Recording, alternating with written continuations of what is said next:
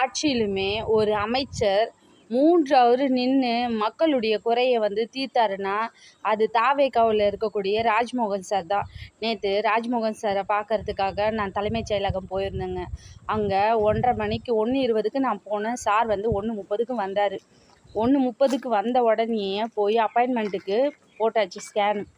3லேருந்து 3:30 மணி வரை என்னுடைய டைமிங்கு.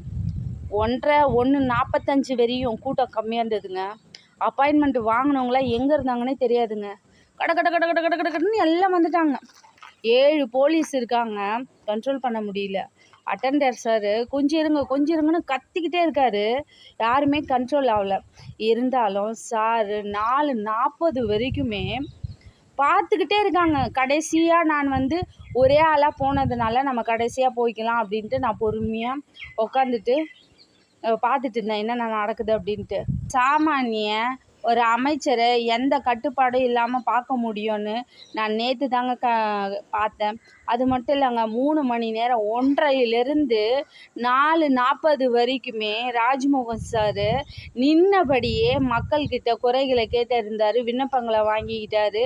அவங்க முகம் சுழிக்காதபடிக்கு அவர் பார்த்து அனுப்பிச்சார். எந்த அமைச்சராச்சு, எந்த கட்சியிலையாச்சு, எந்த ஆட்சியிலையாச்சு இது மாதிரி பார்த்துருக்காங்களா? மனிதங்க என்னதான் உயர்ந்த பதவியில் இருந்தாலும் அவங்களுக்கும் மன உளைச்சல் வரும், மன வேதனைகள் வரும். ஒரு 2 மாதத்துலேயே இவ்வளோ பெரிய மாற்றங்களை கொண்டு வந்திருக்காங்க. மக்களை நேரடியாக போய் சந்திக்கிறாங்க. இதை விட ஒரு அமைச்சருக்கு வேறு என்னங்க வேணும்? வந்த சில காலங்களே மிகப்பெரிய மாற்றங்களும் மக்களுக்குரிய ஆட்சியாக இந்த தாவேகா இருக்குது. சிஎம் சார் அவர்களுடைய அமைச்சர்களை குறை சொல்வதை நிறுத்திவிட்டு அவங்களோட அன்பாக ஒத்துழைத்து போனோம்னா நம்மளுக்கு நல்லது. நம்ம போராட்டம், ஒரு எதிர்ப்பு தேவையில்லாத போய் பிரச்சாரங்கள். தயவு செய்து தாவேகாவுடைய ஆட்சியில் இருக்கக்கூடிய யாரையும் குறை சொல்ல பழகாதீங்க.